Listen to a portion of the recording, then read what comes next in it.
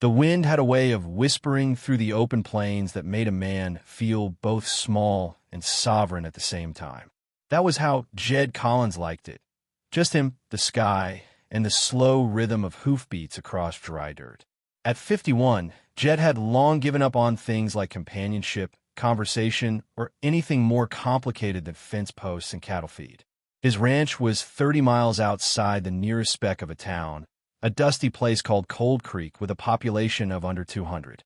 People there knew Jed as the loner cowboy, the kind of man who preferred talking to horses over humans. It wasn't just preference, it was history.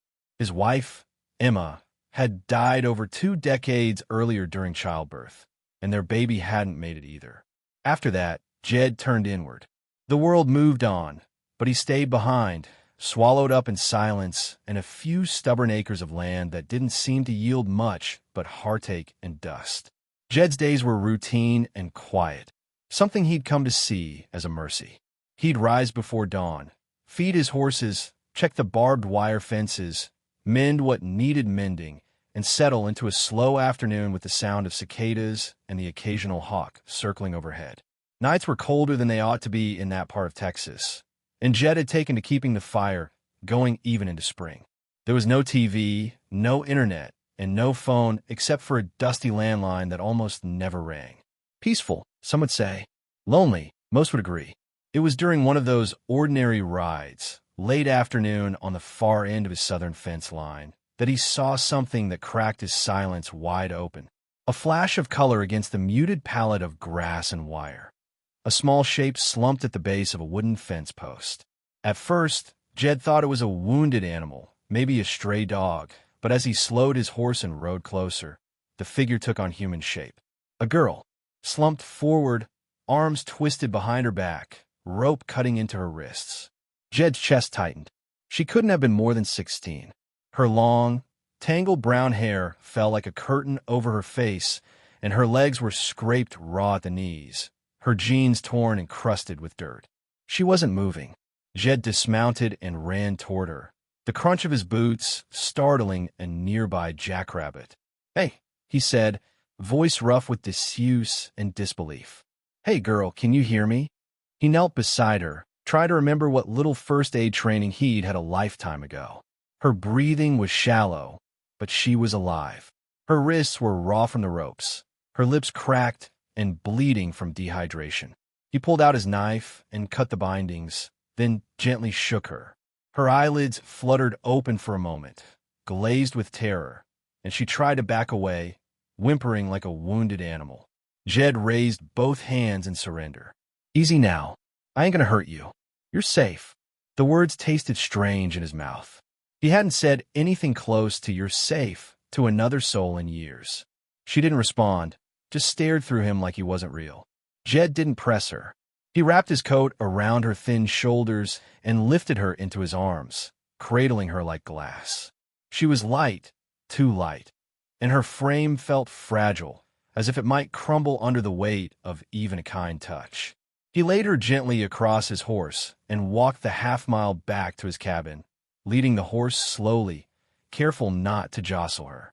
Back at the cabin, he laid her on the couch and grabbed a blanket. He lit the fire, filled a canteen with water, and brought her some saltine crackers, the only soft food he had on hand. She didn't eat much, but she drank like someone who hadn't had a drop in days.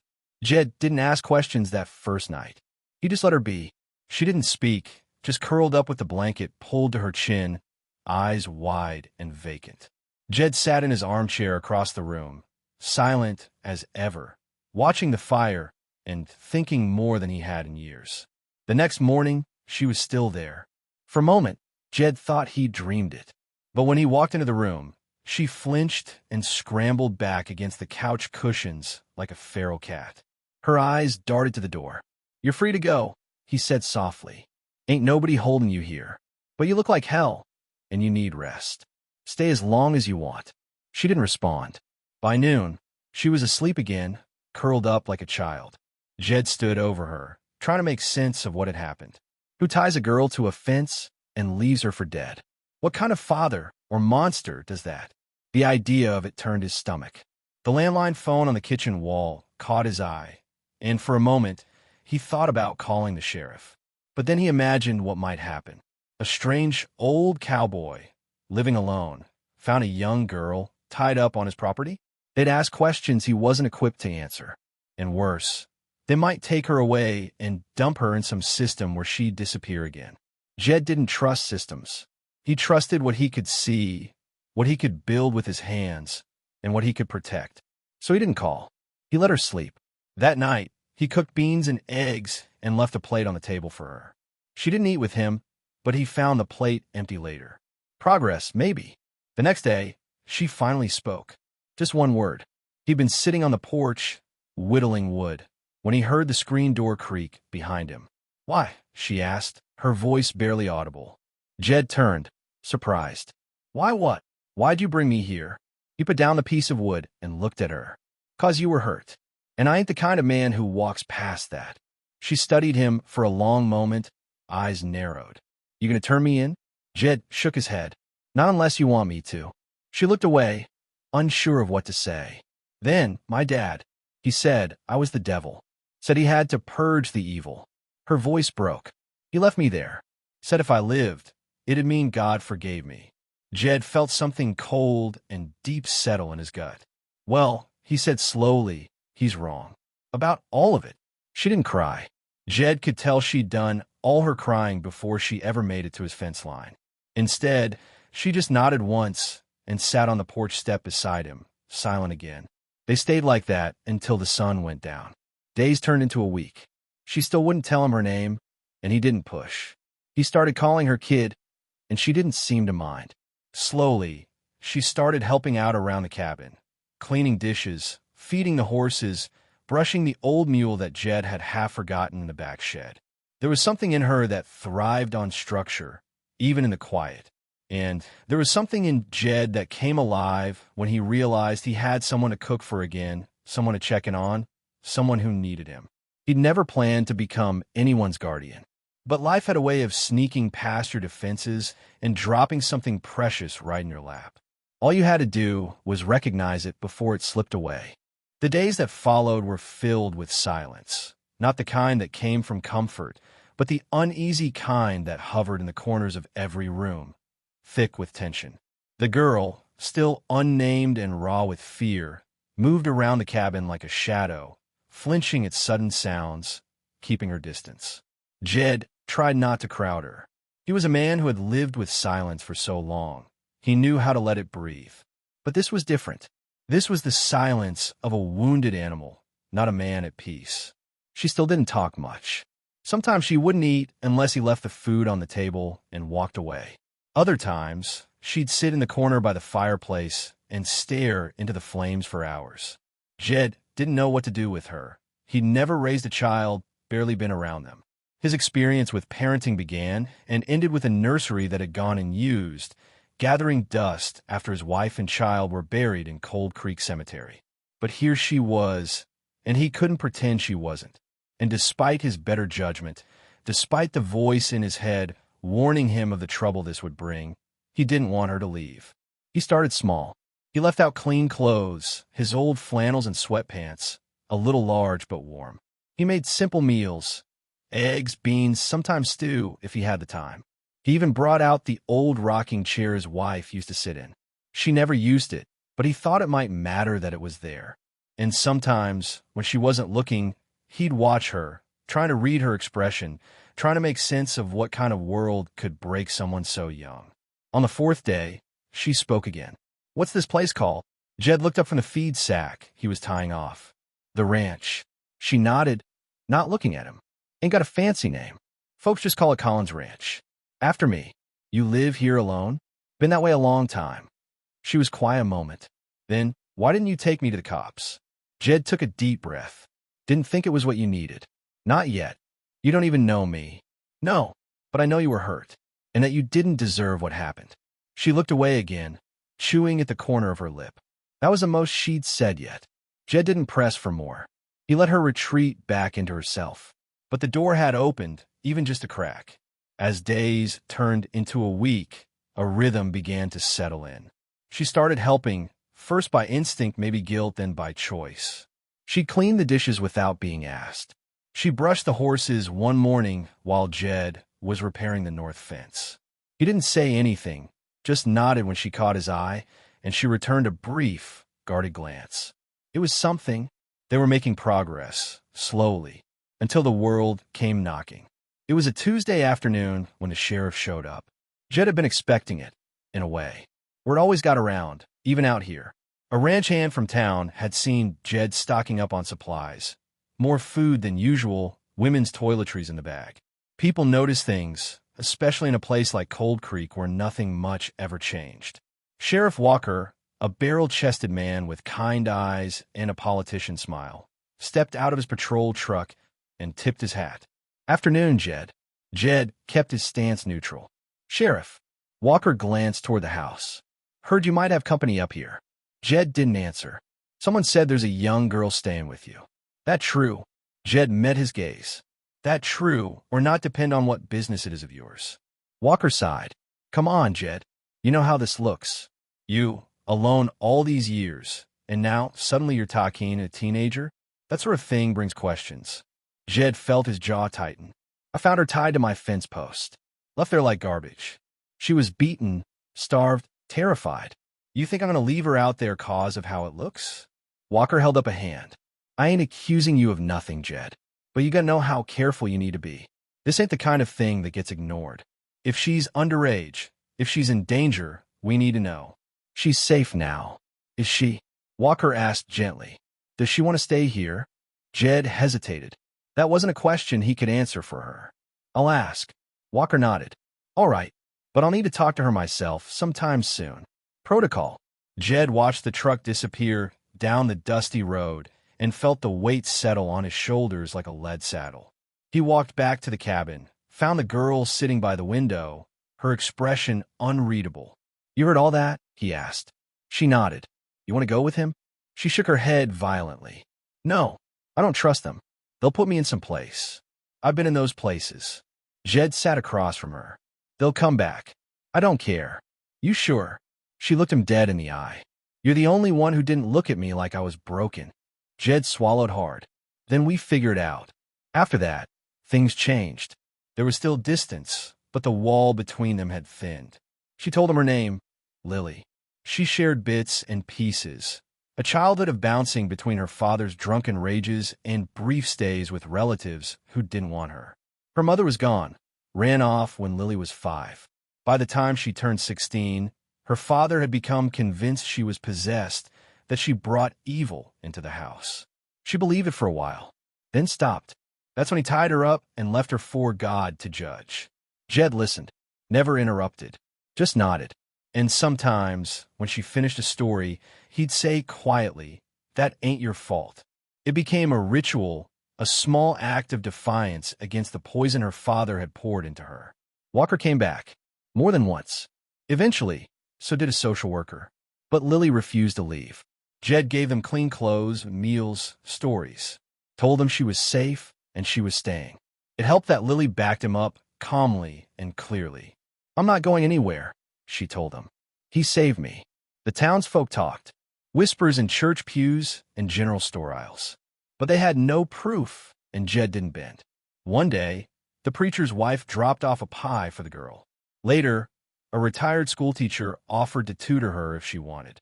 Slowly, suspicion gave way to reluctant acceptance. And maybe something more. The hardest days were still ahead, but the hardest part, that brutal, raw beginning, was passing. Lily started laughing sometimes. She read books by the fire. Jed found her once singing softly to a horse. And one morning, she brought him coffee before he even got out of bed. "You're the one who gave me a second chance," she said. Jed looked at her, eyes tired but grateful. "Nah, you took it. I just opened the door." The seasons rolled gently over the plains, and in the time that passed, Jed and the girl, who finally told him her name was Lacey, settled into something neither of them had ever truly known before, a rhythm of peace. Life didn't get easier, exactly, but it grew steadier. Days began with coffee and quiet. Jed would be out before the sun fully crested the horizon, checking the water lines, mending fences, counting cattle. Lacey, once shy and silent as a shadow, now met him on the porch most mornings with her boots already laced and hair tied back. She never asked if she could help anymore. She just showed up. Sometimes she brought a piece of toast or a boiled egg wrapped in a cloth napkin. She'd learned the beat of ranch life, and in doing so, began rebuilding something in herself that had been shattered at the fence where she was left to die. Jed had watched the transformation with a kind of awe he'd forgotten he was capable of feeling. She wasn't just healing, she was blooming. Where before her eyes had been clouded with fear and mistrust, now there was purpose. The horses seemed to take to her. So did the land. Lacey wasn't afraid of the silence anymore. In fact, she began to talk in it. She'd ask questions about the stars, the work, Jed's past. Slowly, patiently, Jed began to share. Bits at first about Emma, about the boy he never got to raise, about how the ranch used to be livelier when there was laughter in the house. Lacey listened like it mattered, because it did. Over the months, she claimed her space in the home. She cleared out the storage room and made it hers. Not girlish or decorated, but functional and clean. She stacked her books on a shelf she built with Jed, sorted her clothes in a trunk they salvaged from the barn. She started planting vegetables behind the cabin, insisting she'd read enough about soil rotation and pest management to give it a real try. Jed smiled when he saw her, inspecting the small green shoots that pushed through the earth. Life was taking root again. But peace didn't mean safety, not entirely. The outside world had a habit of knocking, and one cold March morning, it knocked hard. Jed had gone into town for supplies. Lacey stayed behind to bake bread and tend to the goats. When he returned, a county sheriff's cruiser was parked outside the cabin. 2 deputies stood by the porch, talking to her. Jed's chest tightened. He pulled up slowly, keeping his hands visible, and stepped down from his truck with quiet deliberation. "Afternoon," he said, nodding. "Mr. Collins?" the older deputy asked. "We're here following up on a report. Neighbor mentioned a teenage girl has been seen working your land." Jed's mouth twitched. Cold Creek didn't have neighbors, just gossips who thought binoculars were a birthright. He glanced at Lacey. Her shoulders were stiff, but her face was calm. "She's under my care," Jed said carefully. "Found her in bad shape. She's been here since October. Is she related to you?" "No, sir." "Do you have legal guardianship?" "No, but I've provided food, shelter, and safety." The younger deputy spoke up then, voice hard with skepticism. "That may not be enough, sir. She's a minor. This could be a criminal matter, depending on how it looks from the outside." Jed met their eyes. How it looked from the outside doesn't match what's true on the inside. They asked Lacey if she wanted to leave. She said no. They asked if she was coerced. She said nothing for a long moment, then looked Jed in the eye and said, "He's the only person who didn't treat me like a problem to get rid of." The deputies left with a warning: get a lawyer, figure out the paperwork, expect follow-ups. That night, Jed sat at the kitchen table with legal forms spread out in front of him like some kind of foreign language. Lacey was curled up by the fire with a blanket and her journal, silent but alert. "I'll do it proper," Jed said without looking up. "Make it legal. If you want to stay, that is." Lacey didn't respond right away. Then softly, "I want to stay, but only if it's not out of guilt or obligation." Jed raised his eyes. "You're not an obligation. You're the best damn thing to happen to me in a long, long time." The next morning, they drove into Cold Creek together and started the process. It took weeks, paperwork, interviews, and an unexpected visit from a social worker who drove out from the county seat and stayed for 3 hours, asking them both questions that dug deeper than either of them liked. But they told the truth, every bit of it. Lacey showed them her garden, her reading log, the old barn she'd helped rebuild. Jed showed them schoolwork she'd been doing on her own, texts he'd ordered from a catalog, math problems scrawled across a kitchen chalkboard, a science project built from broken radio parts. At the end of it, the social worker, Ms. Rita Reynolds, smiled. "This ain't conventional," she said, "but it's not wrong either. I've seen worse homes that passed muster on paper. I'll be back next month to check in." When the legal documents came through and the court recognized Jed Collins as Lacey's legal guardian, she didn't cry. She just folded the paper neatly and put it in her journal like it was a flower press between pages, something she could always return to. Spring turned into summer. The ranch grew greener than it had in years. Lacey took up sketching in the evenings. Portraits of horses, trees, Jed in his chair, the sagging barn under a wide moon. One night, she drew the fence where Jed had found her, but this time with wildflowers growing around it. She didn't show that one to him right away. When she finally did, he looked at it for a long while, then stood and walked outside without saying a word. She followed him a few minutes later and found him staring out at the stars, hat in his hands. "You okay?" she asked. He nodded, just thinking how life has a way of sending you what you need, even if it don't make sense at the time. She stood beside him. "You needed someone?" He turned to her, eyes soft with something like pride. "No, I needed you." They didn't talk much that night, but they didn't need to. The silence was full of understanding. By the 1-year mark, Lacey had not only survived, she had grown into someone stronger, braver, more grounded. She enrolled in a local school via correspondence, started working toward a diploma. She talked about maybe becoming a vet one day.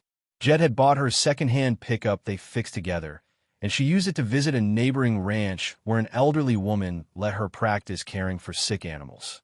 And Jed? He found himself laughing more, cooking more, remembering songs he hadn't whistled in 20 years. The house didn't echo the same way anymore. It was full now, not of people, but of presence. He repaired the broken swing Emma had once sat on, and Lacey painted it bright blue. He hung new curtains, started using the front porch again, even started writing letters to an old friend out in New Mexico. They weren't father and daughter by blood, but they were bound by something deeper: survival, trust, and the decision to care when it would have been easier not to. It was messy and slow and imperfect, but it was real. Found family always is. One day, Lacey brought in the mail, and Jed looked up from his coffee as she waved a letter in the air. "It's official," she grinned. "The state recognizes you as my legal guardian, retroactively since the court date." "We did it." Jed stood, walked over, and put a hand on her shoulder. "No, you did it." She hugged him then, tight, unreserved, fearless. And for the first time in years, Jed didn't flinch from the closeness. He embraced it, the warmth, the belonging. Outside, the wind whispered across the land like always. But this time it didn't sound lonely. It sounded like home.